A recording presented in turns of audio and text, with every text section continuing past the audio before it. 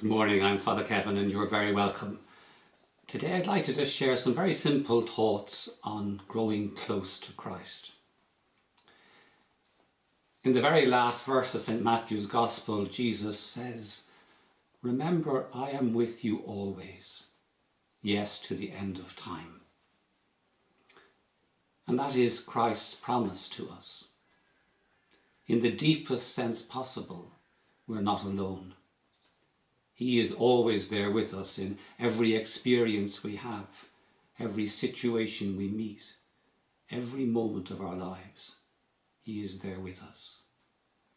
I am with you always, yes, to the end of time.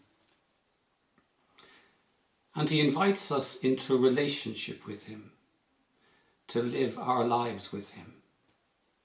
There's a beautiful verse in John's Gospel where Jesus says, "Make your home in me as I make mine in you."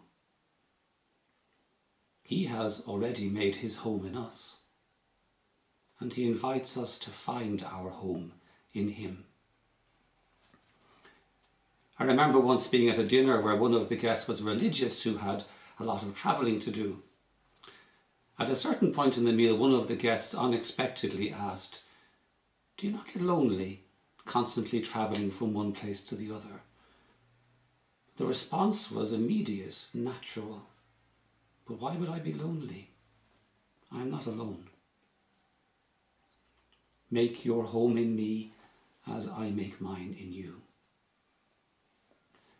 But how do we do that? How do we make our home in him? We tend to imagine that it has to be difficult, that we will surely have to fulfill some special conditions, put on our best suit, so to speak, present ourselves well, become our very best self, learn some special technique, find some Zen-like calm within. But it's actually much simpler than that, much simpler. Talk to him. That's it. Simply talk to him. Open the door, invite him in, share your life with him, make him part of it. When you're feeling happy about something, tell him.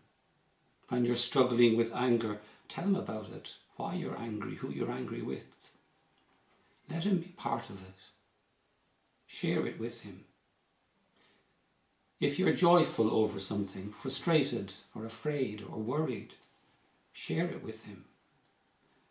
Let him be part of your life as you are, exactly as you are.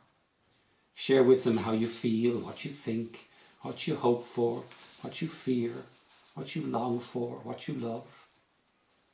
Tell him the things you might tell loads of people and the things you might tell no one else.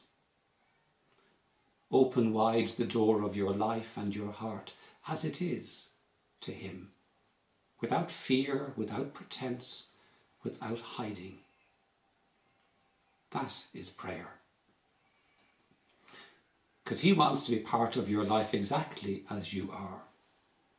That's what it means to love someone. Know that I am with you always, yes, to the end of time. Thomas Merton once said he didn't like talking about prayer because prayer, in a sense, is the most natural thing in the world. And he didn't want to mess with that.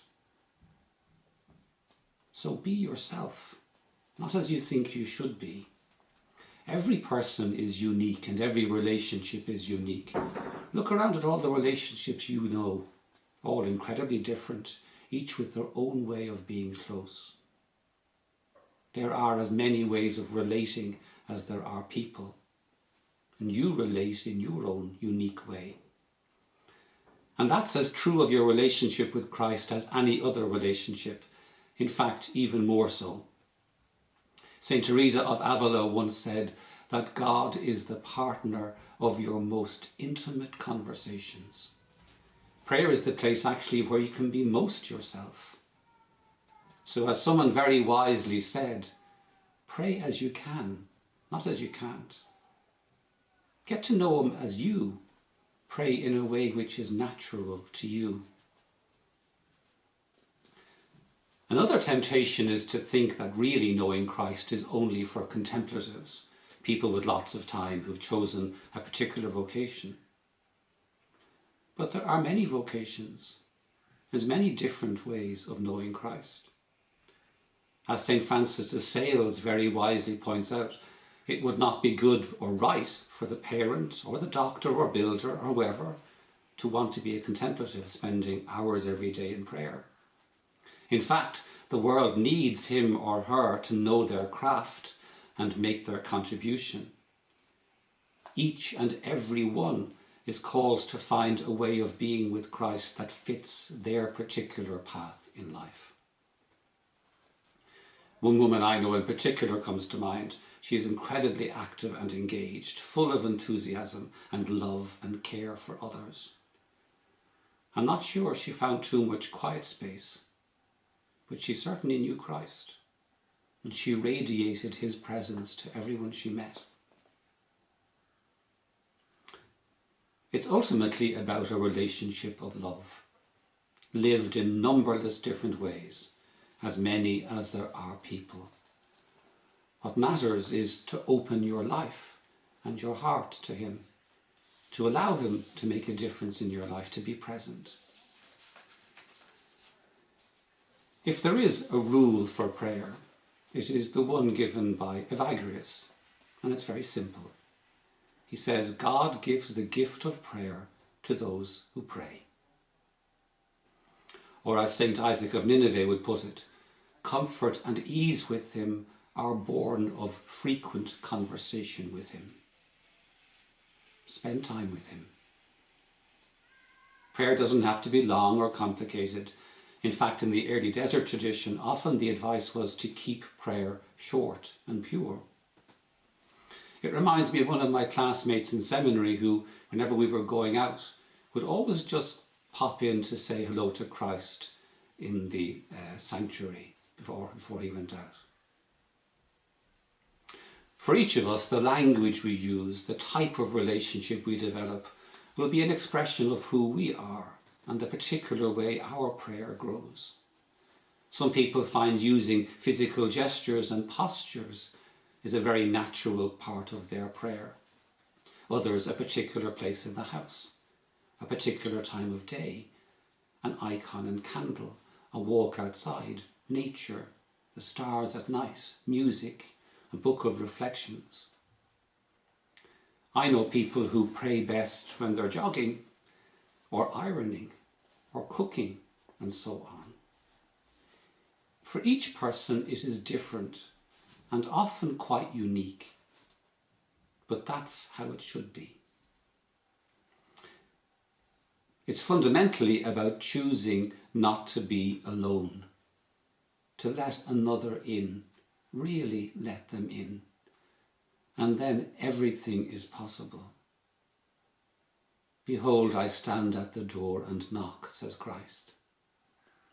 So don't keep him out. Don't sanitize your relationship with him. Share everything with him.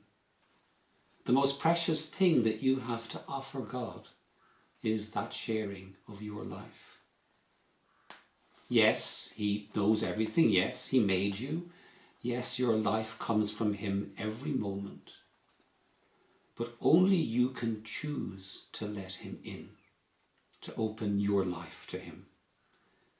This is the ultimate freedom he wanted you to have, the freedom that defines you as a person, a freedom he will never violate.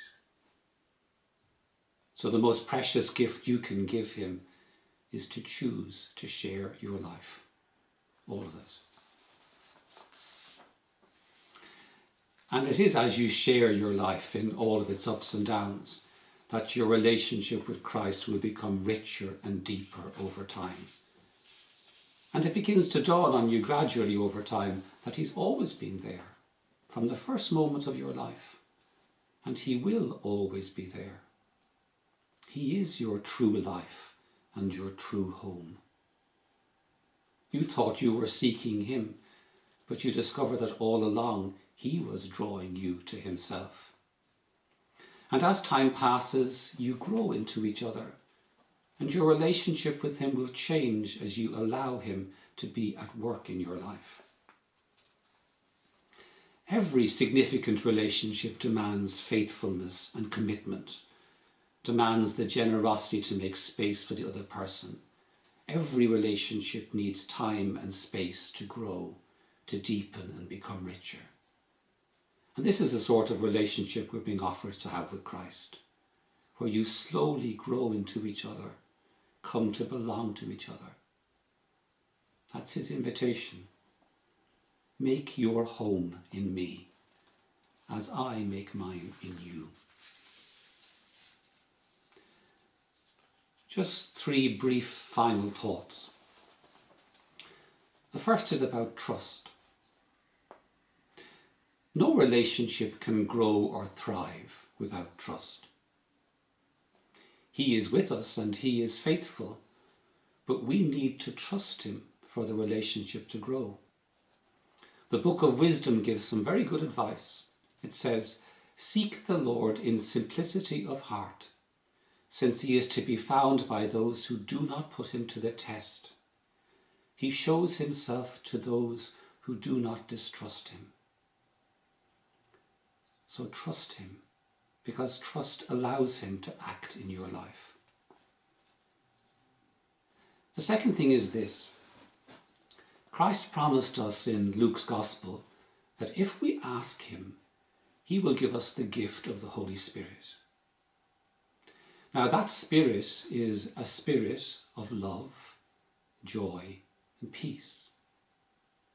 And you welcome him by making space for love, joy and peace in your heart and allowing them to grow within you. As Evelyn Underhill once said, love is not just something you experience. Love is something you become.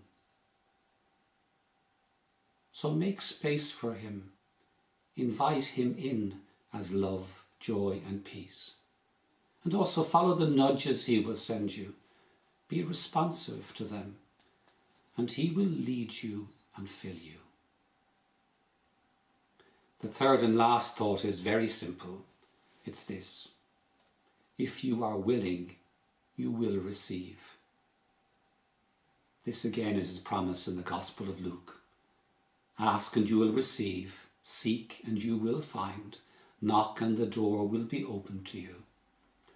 For the one who asks always receives. The one who searches always finds. And the one who knocks will always have the door open to them.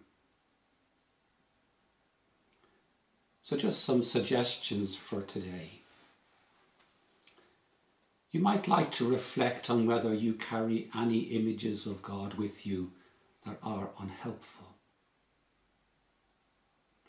Or again, are there any images of yourself you carry that are unhelpful? Psalm 118 says, "It was your hands, Lord, that made me and shaped me." God has made you, you. Another suggestion, what are the ways of relating to Christ that come most naturally to you? Is it mornings or evenings, indoors or out, conversation or silence, and so on? Know what nourishes you, and find time today to do what nourishes your relationship with him. Are there times in your life when you have felt Christ's presence particularly strongly? Why not take time to remember them today and be grateful for them? It is your history with the Lord. And finally, who are the people who have taught you something about God's love? Again, take time to remember them and what they taught you, and give thanks. And may I wish you every blessing throughout this day, and perhaps if you would like to finish the day by joining us for Compline at 8:15. Thank you very much.